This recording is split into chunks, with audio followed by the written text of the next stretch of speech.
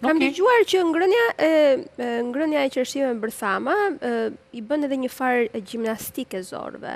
Atëherë, duke ditur me fjalë se bërthama që ka vështirësi në tretje, duke qenë se ka vështirësi në tretje, ajo qëndron një kohë pak më të gjatë, nuk tretet kollaj dhe duke mos tretuar kollaj, ajo e ndihmon zorën me fjalë që ajo të punoj pak më shumë. Prandaj ne themi nuk do të konsumor dhe shumë se kalon në helmim. Okej. Jo është. Kështu që hani bërthama po me mend në kokë, jo më tepër se sa 3 çdo herë që konsumoni. Jo, 3 herë nga 3, me fjalë 3 herë në ditë mund nga 3 bërthama, pra 10 bërthama maksimumi në ditë mund konsumohen, po jo në mënyrë të menjëhershme. Okej. Sepse rrit acidin cianidrik me fjalë HCN, e cila dëmton, e cila kthehet në një helm dhe shpërndahet në gjak, dhe kjo është ajo që na ndihmon për keq, jo për mirë. Okej, pra bërthamat nuk kanë për keq. Ose në çdo një orë mund të konsumohet një bërtham. Nuk është një problem, sepse trupi asimilon, e nxjerr dhe e qarkullon. Okej. Nuk dëmtohet. Nuk dëmtohet. Se Albani ka pasur me bërthama, prandaj është pak statik tani edhe. Po kupton se çfarë ka bërë organizmit. Po pikërisht, ne tani po themi mos I hani me bërthama. Mos I hani me bërthama.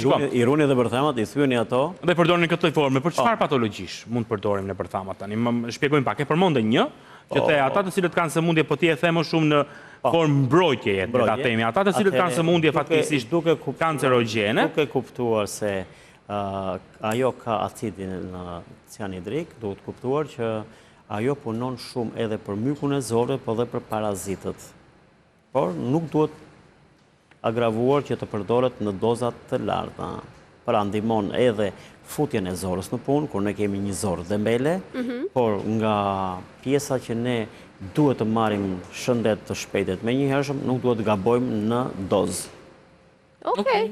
Kjo ishte pra, ne themi që bëm për këtë, por përpara se të themi këtë, themi mbrojtja është deri këtu. Po patjetër. Sepse çdo kush ka dëshirë me fjalë që të sot është bërë shumë e vështirë nëpërmjet konsumit të lloj-lloj ushqimeve të ndryshme dhe të ushqimeve të shpejta, që kemi myk zorri, kemi parazit dhe pafundësisht ato edhe pse kurohen nuk largohen nga organizmi. Atëherë është një formë, por nga kënaqësia që ti me orë një informacion nuk mund të ta abuzosh mbi dozat. Okej, dozat janë shumë të rëndësishme. Dozat I kuptuam, se sa janë. Kjo është. Patjetër, dozat janë vërtet shumë të rëndësishme. Pak më përpara, Irfan, më lejo të kthej pak pas në bisedë, po flisim për pjesën e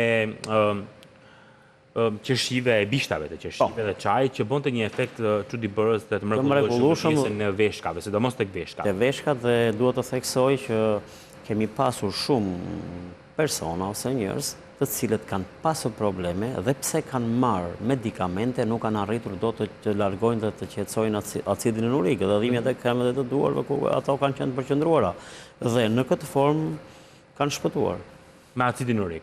Të ktheva tek veshkat sepse ka patologji të ndryshme veshkash, që do të thotë ne vërtet folëm dhe thamë që bën mirë ky çaj, po I quaj I bishtave të qershisë për ata të cilët kanë kristale të tjera, po për ata të cilët kanë problematika pak më të mëdha. Atëherë ne infeksione apo për infeksionet punon shumë mirë, por në doza të moderuara duhet për ata që bëjnë dializë. Eksakt, se këtu doja të shkoj. Pra, ata që kanë probleme të rënda me veshkat që mund të kenë dializën, duhet të jenë pak më të kujdesshëm dhe duhet të marrin një sugjerim nga mjeku I tyre në sasirat që mund të përdorin. Pra, gjithë kategoria e pacientëve me insuficiencë renale, le ta quajmë kështu, ku përfshihet pa diskutim që shkalla më e lartë edhe pjesa e dializës, fatkeqësisht. Sigurisht duhet të marrin një konfirmim nga mjeku, duhet të bëhen pak më të kujdesshëm, të pyesin më shumë, të shohin dhe më shumë sepse ka dhe raporte që mund të gjesh kudo në internet. Po nëse bëhet kombinimi I medikamenteve dhe I këtij preparati natyral. Atëherë, për të arritur këtu duhet të kuptojmë diçka se gjithmonë e kemi thënë, edhe çaj nga çaj duhet 20 minuta larg njëri nga tjetri. Okej, po pra nuk. Prandaj duhet me fjalë që nuk mundet të gabojmë që mund të marrim disa lloj çajrash në një kohë më pak se sa 20 minuta ose 30 minuta. 30 minuta është një kohë domosdoshme kur ne të ndajmë çaj nga çaj. Për arsye se veprimi në organizëm është 20 minuta I çajit të ketë kryer të gjitha proceset metabolike dhe të ketë lënë lëndët e duhura në organizëm dhe të jetë bërë gati për dalë jashtë nëpërmjet urinimit. Okej, nga sa kuptoj unë, bërthamat e qershive më tepër punë bë kanë për këto zorët dembele, le të themi. Për parazitët. Edhe parazitët, Ësakt. se sa gjërat e tjera. Dhe më Ësakt. tepër u përdor kërka për kozmetikë dhe për paratet Njëkohësisht ato sigurisht punojnë edhe ke pjesa tjetër kur mund të themi ke kancer i zorës e këto, por duhet gjithmonë të kujdes me masat, nuk duhet kaluar dozazhi. Një dhe të konsultohemi dy. Të konsultojnë me Njëkohësisht përdoren edhe për esencat, për aromat, farat në fillë nga industria kozmetikës. Po, janë ato erat aromat karakteristike. Nga Nga bishti, mundet që së shpejti në qoftë se do të marrim sasirat të mëdha të farave, edhe të prodhojmë edhe një vaj që është për kozmetikën. Vaj esencial, kozmetik. pa esencial. Mund të jetë vaj i cili merret me presimet të ftohta, për arsye se presimet e nxehta, kemi thënë gjithmonë, kalojnë me fel në toksike. Dhe çfarë i bën lëkurës një vaj me bërthamën Një e vaj i qershis? tillë eliminon rrullat me fel. Çfarë thua ti? Seriozisht e Lam të mirë botox, do me thënë? Okej. Shmangim disa lloj preparate që mund të jenë edhe ndonjëherë jo të mira ose dëmtuese. sigurisht Në natyra masat e larta kur përdoren shumë favorizuar. ose Po. në produktin jo cilësor. Pra kjo është Okej. më mirë. Bishtat i kuptuam. Po, Bërthamën e kuptuam. e kuptom. Po tek tuli. Tuli, Do ndalemi tani. Po, do dalim me mrekullia dhe duhet të kuptojmë Boll Alban. duke qenë se Shoku i përmban mirë i ndan gjërat me shokët e Po, tij. I kam përveçë.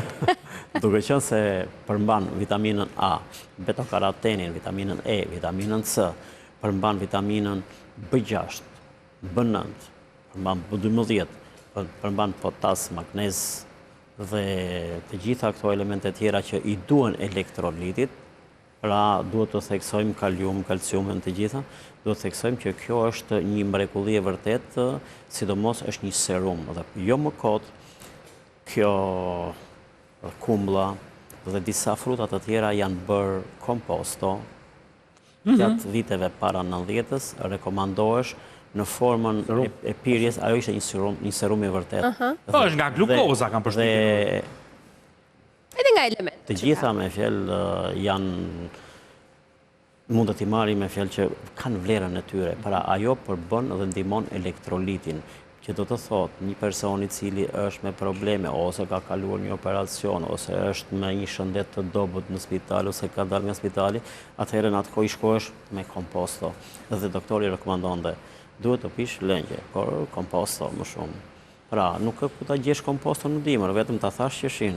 Dhe kështu që është shumë e mrekullueshme dhe tuli i saj i mrekullueshëm, por zvendëson të gjitha lënjërt e humura në një person. Po bën që veshkat të funksionojnë në rregull. Pra, urinën e tepër ta nxjerrë dhe njëkohësisht të pastrojë dhe veshkën dhe të largojë dhe dhimbjet e veshkës.